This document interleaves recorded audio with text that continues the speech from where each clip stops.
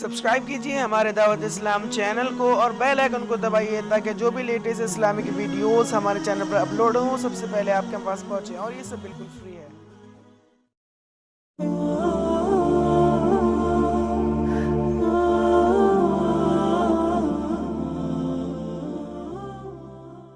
ہمارا دین بھرپور زندگی گزارنے کی تلقین دیتا ہے، تو ہمیں اس دنیا کی بہتری اور آخرت کی زندگی کی بہتری کے طالب رہنا چاہیے۔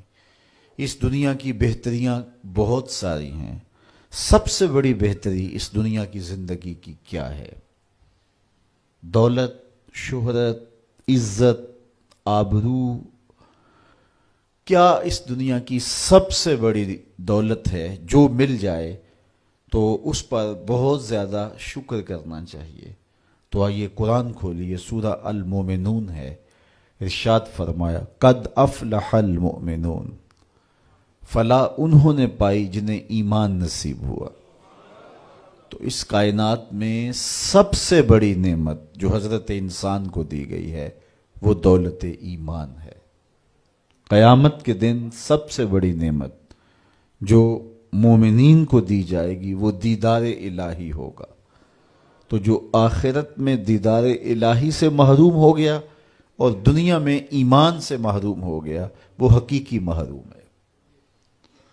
ایک شخص چرخ میں اڑتا ہے، ہواؤں میں جھولتا ہے، ہر دولت اس کو میسر ہے، عزت شہرت اس کی باندھی ہے، وقار تکریم اسے حاصل ہے، دنیا جانتی ہے، زمانہ سلوٹ کرتا ہے، جو چاہتا ہے وہ ہو جاتا ہے، ہر عیش و عشرت میسر ہے، لیکن اس کے سینے میں ایمان کا چراغاں نہیں، کوڈی مول نہیں ہے اس کا۔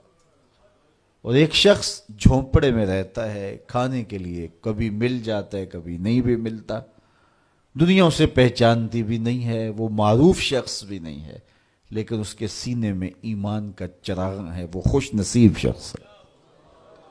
میرے حضور کا ایک فرمان سنیے، حضور نے فرمایا میرے دوستوں میں سے قابل رشک دوست وہ ہے جس کا سامان دنیا تھوڑا ہے، نمازیں زیادہ ہیں۔ جب وہ چلتا ہے تو اس کی طرف اشارہ بھی نہیں ہوتا، یہ فلاں صاحب جا رہے ہیں، کوئی ایسا معروف شخص نہیں، کوئی بہت عہدہ ساتھ نہیں لگا ہوا کہ جب چلے تو لوگ کہیں یہ فلاں جا رہے ہیں۔ ثم نقد بیدہ، حضور نے ہاتھ سے چٹکی بجائی اور پھر فرمایا اس کو موت بھی ایسے ہی آئی، پھر فرمایا کلت بواکی ہے، اس کو رونے والے بھی تھوڑے ہی تھے، اس کو رونے والے بھی زیادہ نہیں تھے، کلت تراسہ، اس کی وراثت بھی بہت لمبی نہیں نکلی۔ فرمایا میرے دوستوں میں قابل رشک دوست دیکھنا ہے تو یہ اس کا جنازہ جا رہا۔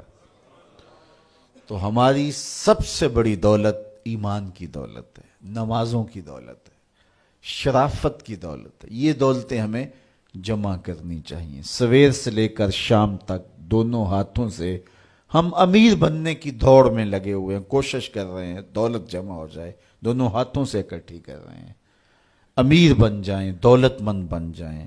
خیال ہے کہ اگر دولت بہت ساری ہوگی تو سکون ملے گا، جب مل جاتی ہے دولت تو پھر سکون نہیں ملتا، کہتے ہیں کچھ اور حاصل ہو تو سکون ملے گا، ساری زندگی اس دوڑ میں گزر جاتی ہے۔ جس طرح دنیا کی دولت جمع کرنے کے لیے دوڑ لگاتے ہو، شرافتیں جمع کرنے کے لیے دوڑ لگاؤ، نجابتیں حاصل کرنے کے لیے دوڑ لگاؤ، سجدوں کی کثرت حاصل کرنے کے لیے دوڑ لگاؤ، صالح اعمال جمع کرنے کے لیے دوڑ لگاؤ۔ یہاں اپنے بچوں کے لیے کاروبار بھی کرو، رزق بھی کماؤ، دولت ضرورت کی ہونی چاہیے تمہارے پاس، لیکن فرض کرو اگر نہیں بھی ہے تو اتنی بھی ٹینشن لینے کی ضرورت نہیں ہے، جو میسر ہے اس پہ راضی رہو۔ دکھوں کو ختم یہی چیز کرتی ہے، بندہ رب پہ راضی ہونا سیکھ لے تو جہاں بندہ ہوگا وہیں خوش ہوگا، اور راضی ہونا نہیں سیکھے گا تو کھرب پتی بھی ہوگا، نفس کی کمینگی ختم نہیں ہوگی۔ تو پھر اس پہ راضی رہنے کا فن سیکھنا چاہیے۔ حضور کی سیرت پڑھیں، آپ کو یہ سب کچھ ملے گا۔ اللہ نے اپنے محبوب کو اختیار دیا، محبوب اگر چاہو تو یہ بطحا مکہ सोने और चांदी का बना दें। तो हुजूर क्या कहते हैं, एक दिन खाना देना, एक दिन फाका देना। जिस दिन खाना मिलेगा तेरा शुक्र करूंगा, जिस दिन फाका मिलेगा सब्र करूंगा। तो अल्लाह के हुजूर इज्जत ये बहुत बड़ी दौलत है, अगर नसीब हो गई तो समझो जिंदगी सौखी हो गई, वरना सारी जिंदगी धोड़ी खत्म नहीं।